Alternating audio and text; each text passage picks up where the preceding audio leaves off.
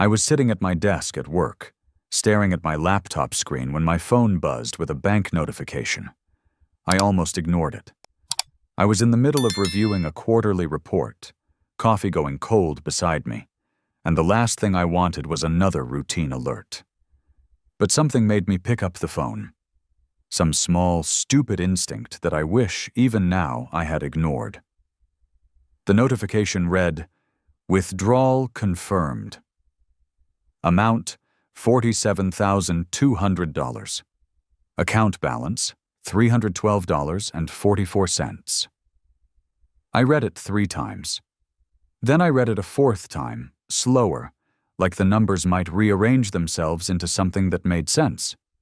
$47,200, gone, in a single transaction. No, from the joint savings account that Stella and I had been building together for 4 years, the account we called our future fund, the one earmarked for the house we were supposed to buy in the spring, the down payment we had scraped together through overtime shifts and skipped vacations, and nights I cooked at home instead of taking her out because every $100 mattered. $312.44. That was what 4 years of our life together had been reduced to. I sat completely still for a long moment.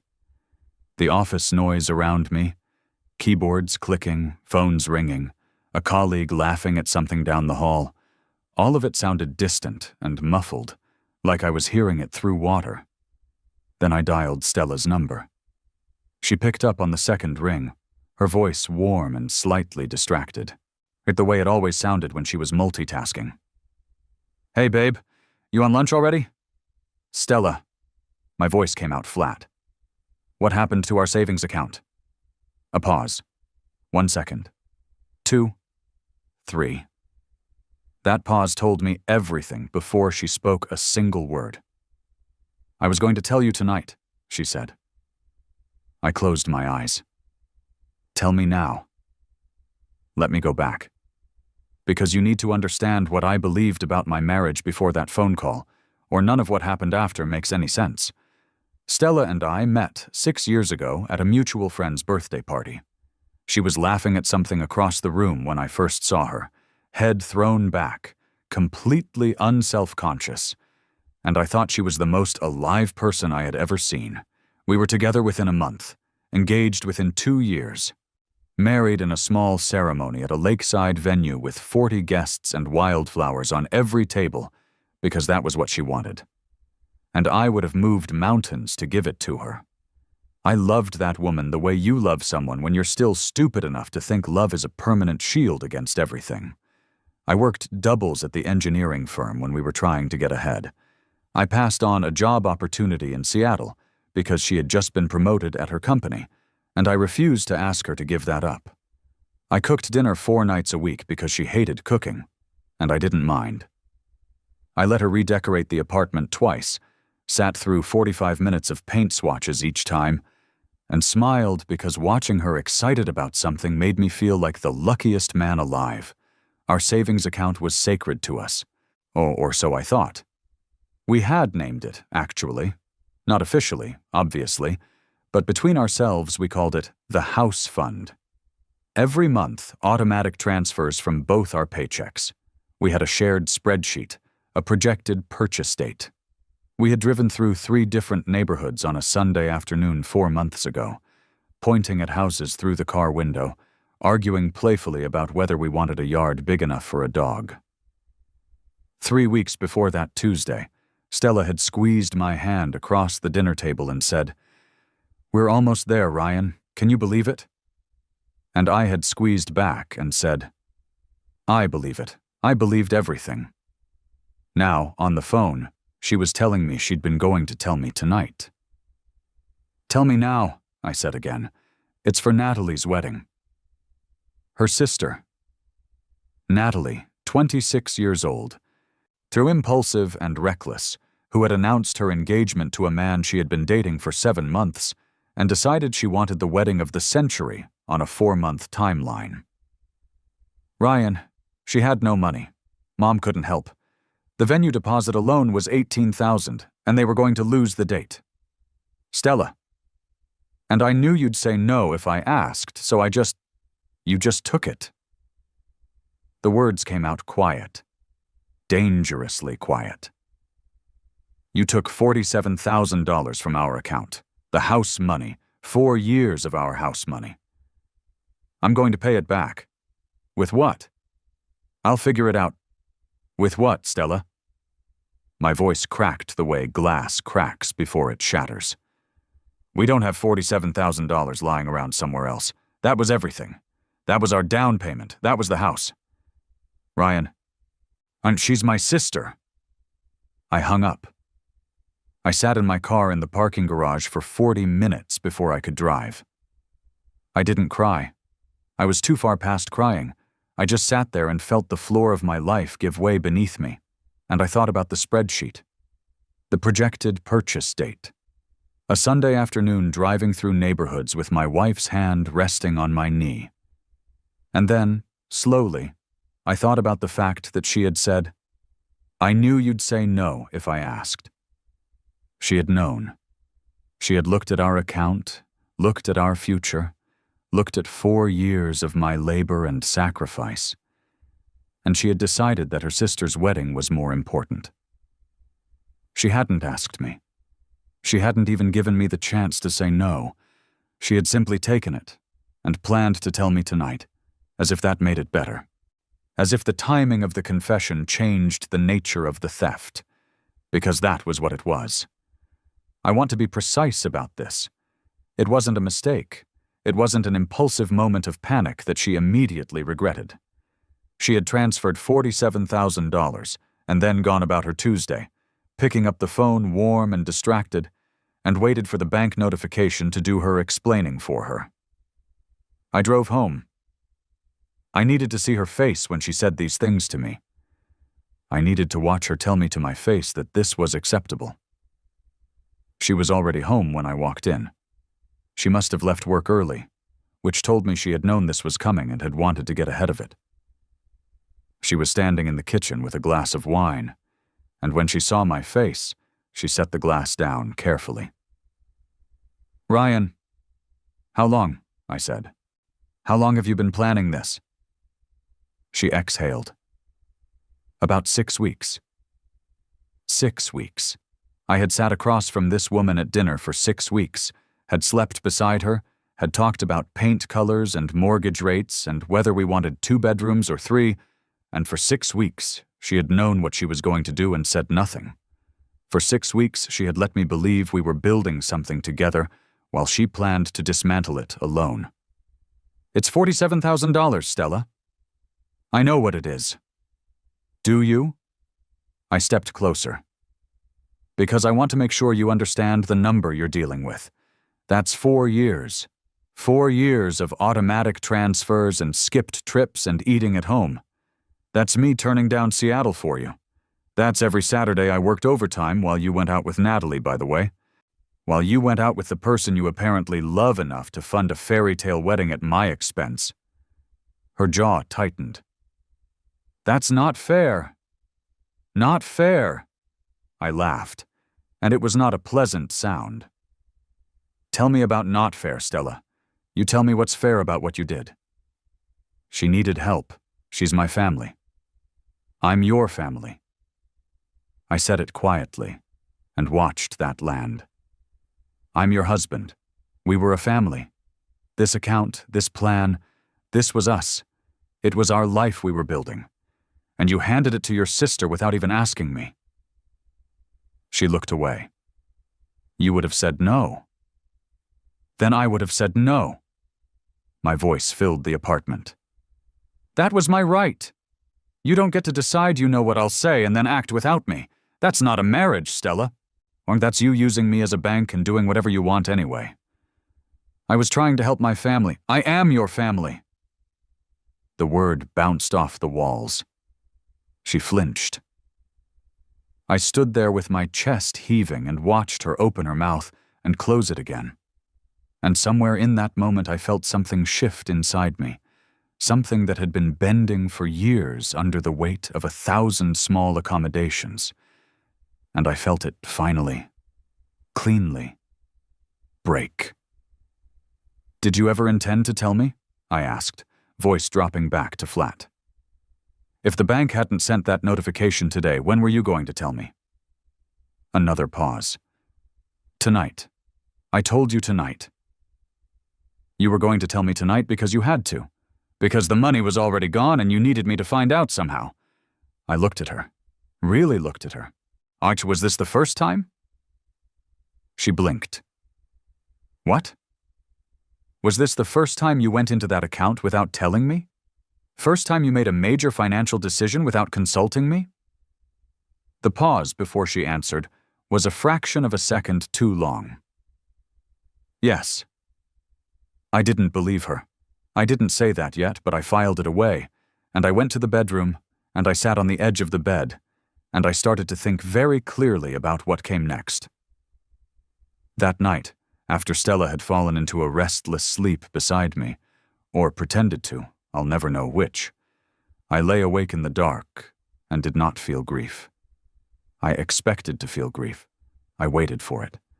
Instead, what I felt was a cold, crystalline clarity, the kind that settles over you when the last illusion burns away, and you can finally see the shape of things as they actually are. What my wife had stolen from me. She had done it knowingly, deliberately, and with 6 weeks of premeditation. She had looked at my trust and decided it was a resource to be exploited. She had looked at our future and decided it was hers to spend. And beneath that, circling like a slow drain, was the thing she had said.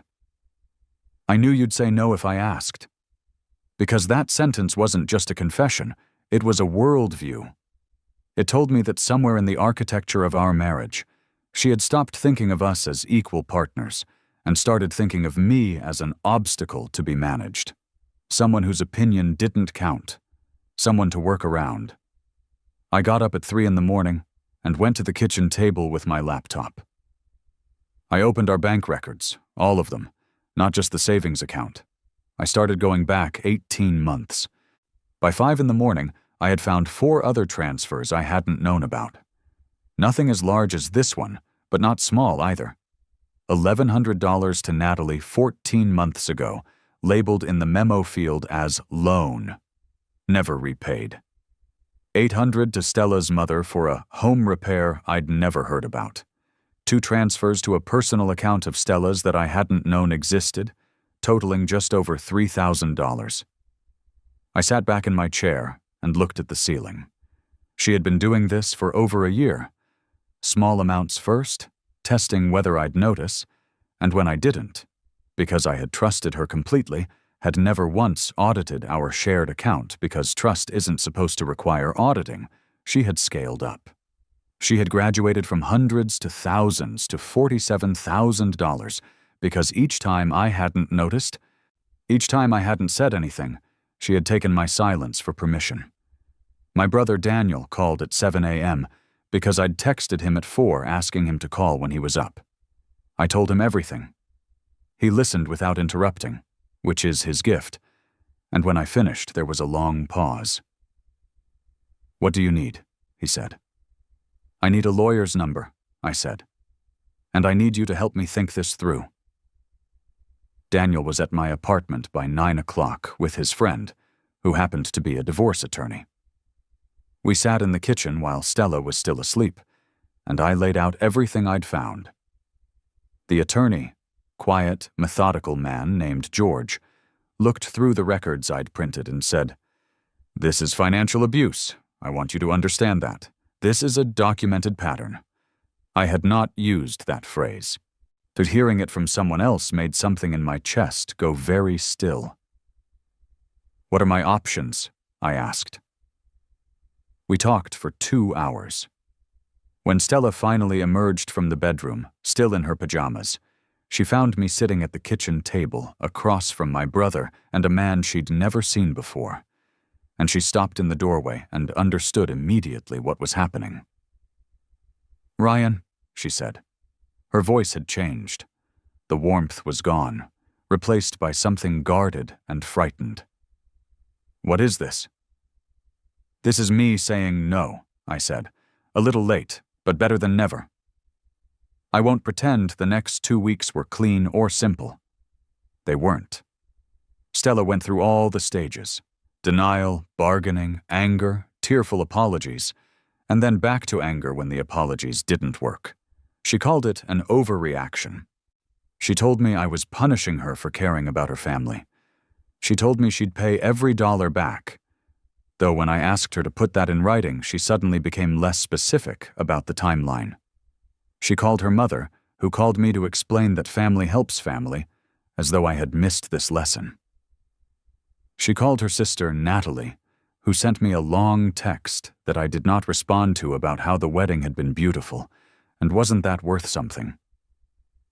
I stared at that text for a long time. Then I forwarded it to my lawyer. Meanwhile, I was not idle. George had advised me to separate my finances immediately, which I did. I opened a new personal account, redirected my direct deposit, and froze any future access to the joint account. Not that there was much left in it. I contacted our bank's fraud investigation department and documented the unauthorized transfers. George told me that given the evidence, I had strong grounds not just for divorce, but potentially for civil recovery of the misappropriated funds. I told my parents. My mother's silence on the phone when I told her was somehow worse than if she'd shouted. My father said, "Son, you come home this weekend. You come home and we'll figure this out together." I didn't go home that weekend. There was too much to handle, but hearing him say it cracked something open in me that I hadn't let myself feel yet. I had trusted her completely. I had built my life around that trust. And she had looked at it, calculated its worth, and spent it. I also called Stella's employer's HR department. Not to cause trouble, I want to be clear about my reasoning. But Stella and I worked in the same broad professional circle, our companies occasionally partnered on projects, and George had advised me to create a clear paper trail that established the timeline of our separation. In doing that research, I discovered something I hadn't known. Stella had listed herself as single on several professional profiles and networking platforms, going back 9 months. 9 months. While wearing my ring? While sleeping in my bed? I didn't confront her about this directly. I sent it to George and let him add it to the file. The thing about betrayal is that it doesn't arrive all at once. It comes in layers, each one revealing another below it.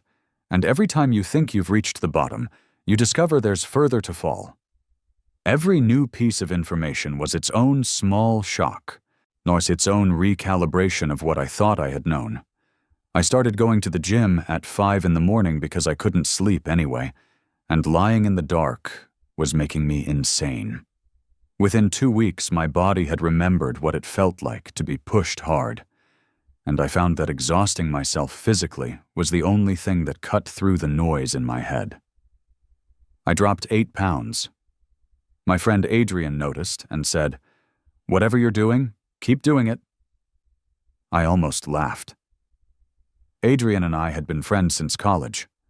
When I told him the full story over drinks one night, which turned into 3 nights because it took that long to get it all out, he was quiet for a long moment and then said, "I always thought she looked at you like a category, like a husband-shaped object."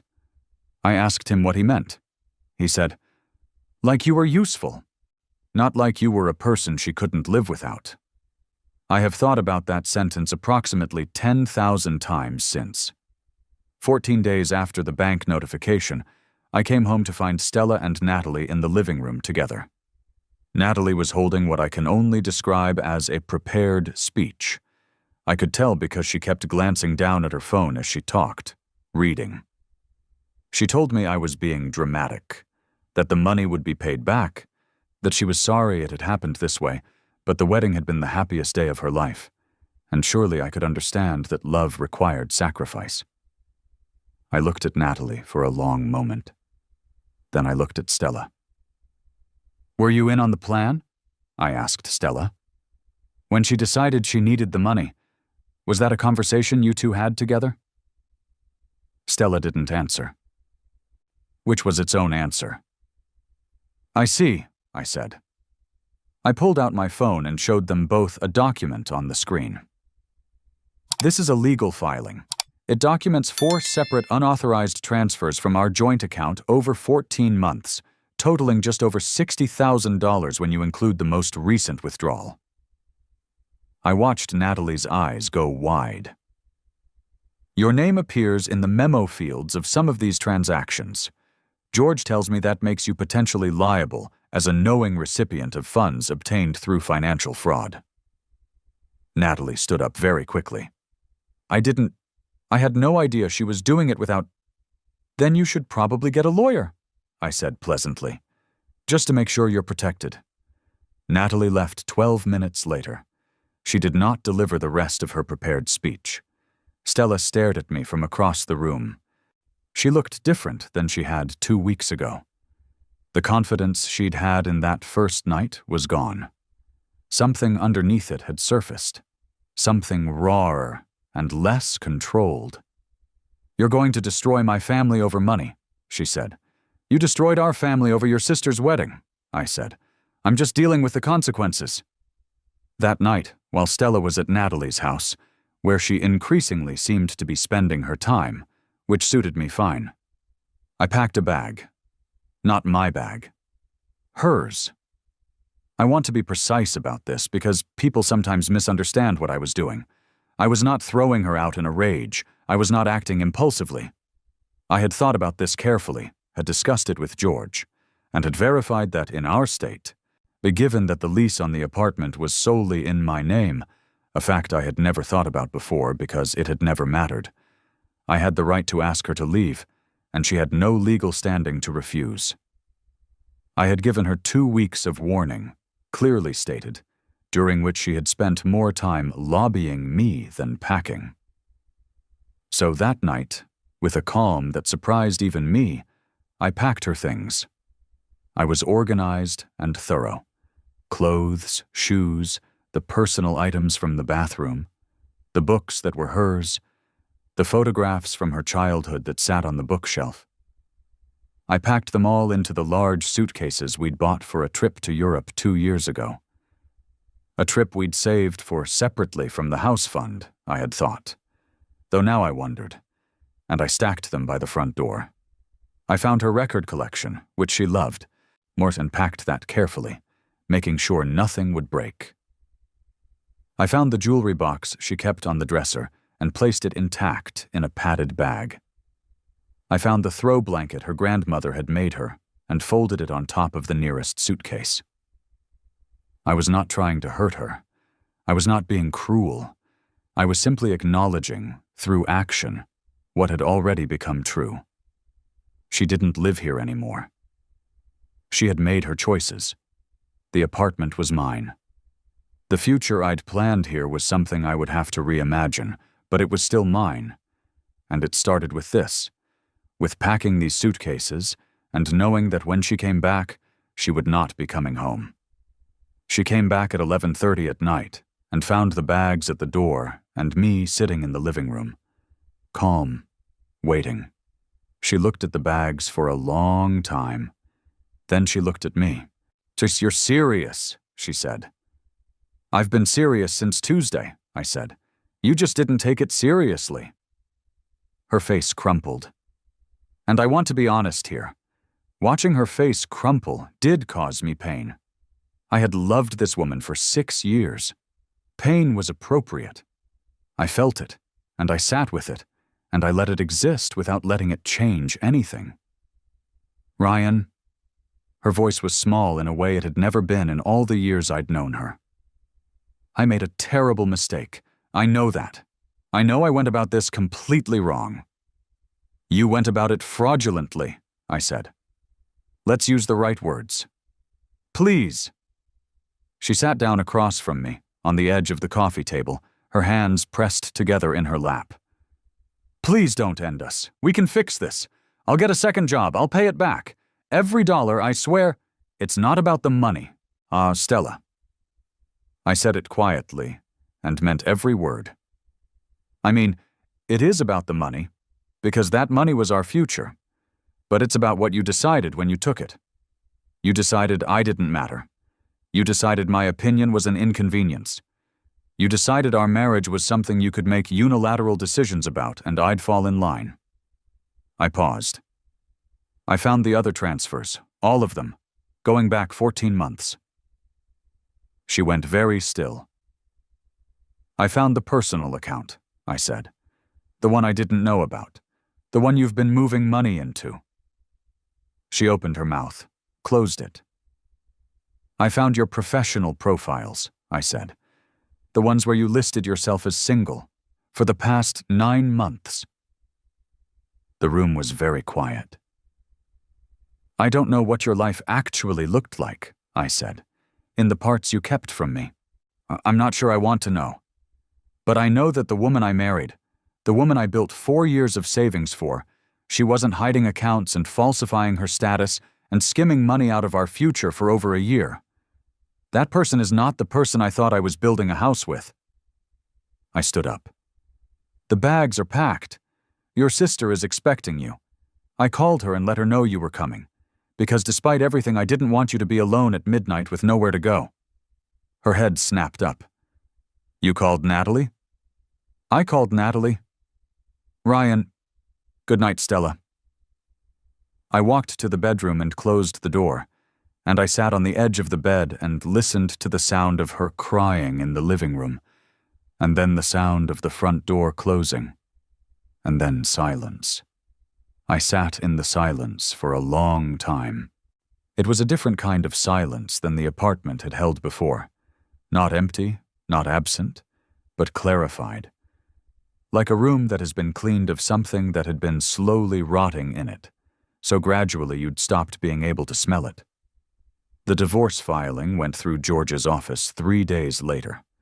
I was told by mutual friends, those who still reached out, which was fewer than I expected and somehow not surprising, that Stella was shocked by the speed of it, that she had expected more time, more conversation, more of a chance to negotiate me back into acceptance. She didn't understand that the decision had been made that Tuesday morning in a parking garage, and everything since had been logistics. George was thorough and effective. The documentation of the unauthorized transfers was damning. The hidden personal account, it when subpoenaed, showed a pattern of small diversions that read, in his words, and then in the formal filing, as systematic financial misconduct within a marriage.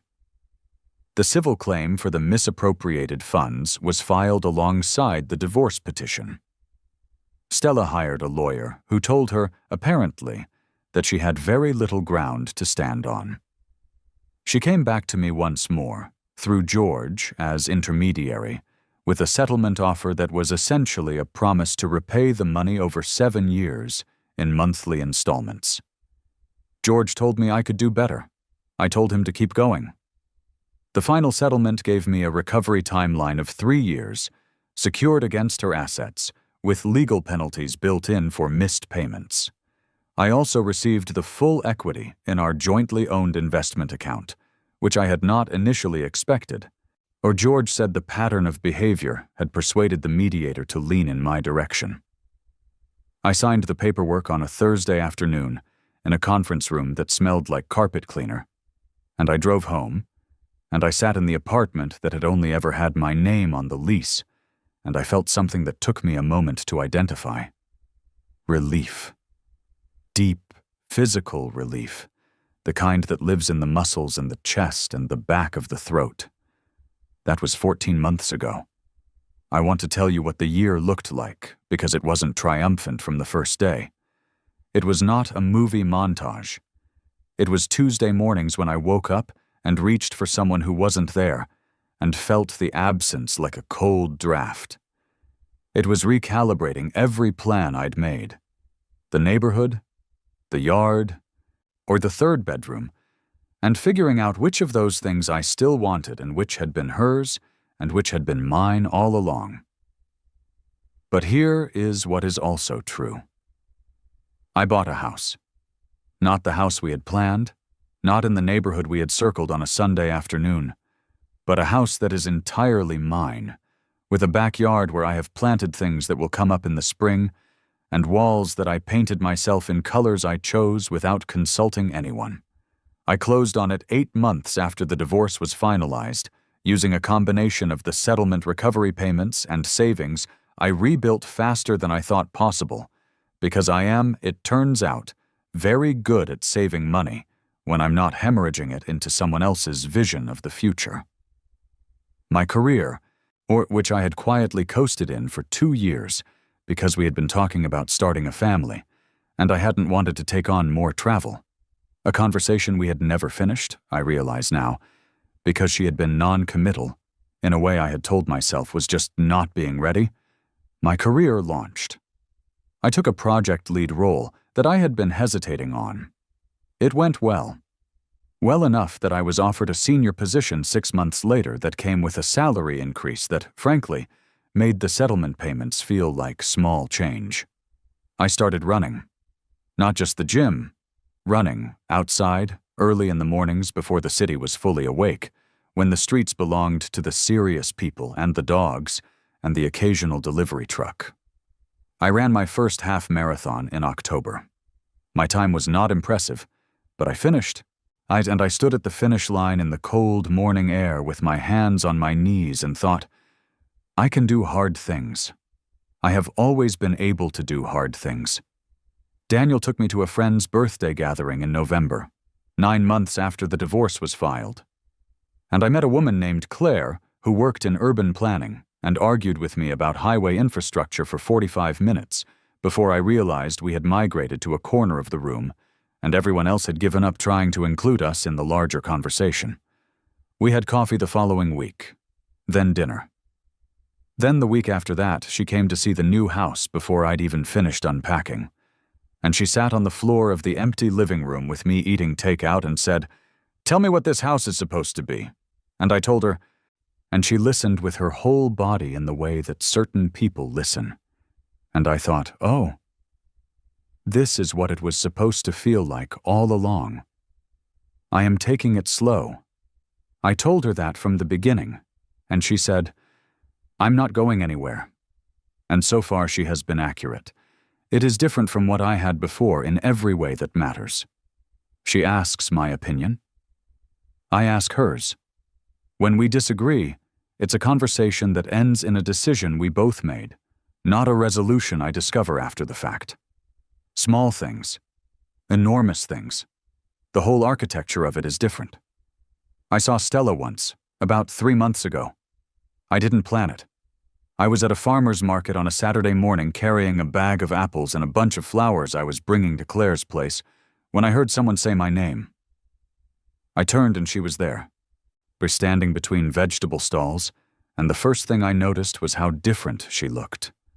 Not dramatically, not devastated or broken, but different in a specific way that I took a moment to identify.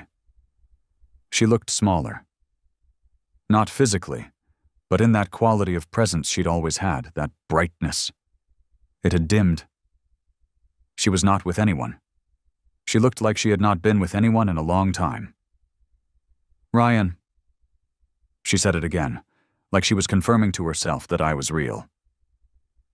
You look. She stopped. I knew how I looked. I had run 12 miles that morning. I was carrying flowers for a woman who made me laugh every single day. I was wearing the jacket I'd bought to celebrate the senior promotion. I did not say any of this. I just stood there and watched her do the math. How are you? She asked. Really good, I said, and meant it with every part of myself. She looked at the flowers. Something moved across her face. Are you seeing someone? Yes, I said. Simple. No additional information offered. She nodded slowly and she pressed her lips together. And then she said, the thing I had been waiting, somewhere deep and unexamined, to hear her say. I ruined it, didn't I? I ruined something real. I considered several responses. I considered being cold. I considered being generous. In the end, I just told her the truth. You made your choices, I said. I made mine. I think they both led us where we were supposed to end up. I said goodbye. I walked to my car. I drove to Claire's apartment, and she opened the door and said the flowers were beautiful, and I stood in her kitchen while she put them in a vase, and I thought about a Tuesday in a parking garage 14 months ago, and how small and terrible it had felt, and how impossible it had seemed that anything could be built out of the rubble of that morning. We build out of rubble all the time. We are better at it than we know. Someone asked me recently if I regret the years I spent with Stella.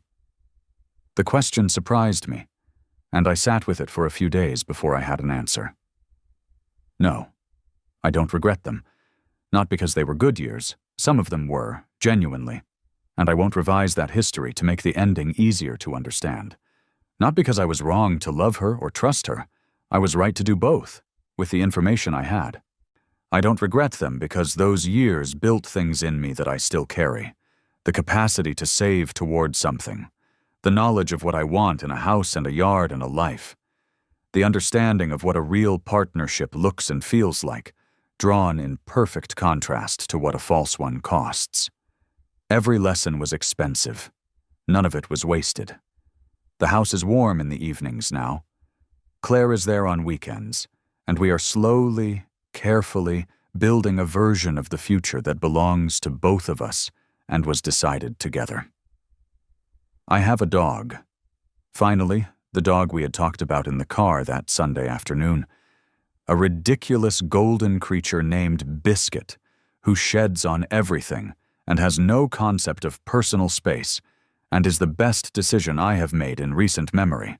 The savings account is healthy again, or the recovery payments from the settlement come in reliably, and honestly I barely think about them anymore. My senior position comes with quarterly reviews, and last quarter mine was exceptional. George sends a card at Christmas. Daniel calls on Sundays. My father, when I showed him pictures of the house, said, "That's a real home, son." And I had to sit with that for a moment before I could respond. They were right. All the people who said I'd be okay. They were right in the way that only makes sense in retrospect, from the other side of it, when you can look back at the worst morning of your life and understand, finally, that it was not an ending. It was a clarification. $47,200. The price of learning exactly who I was, exactly what I was worth, exactly what I refused to accept. Best investment I never made.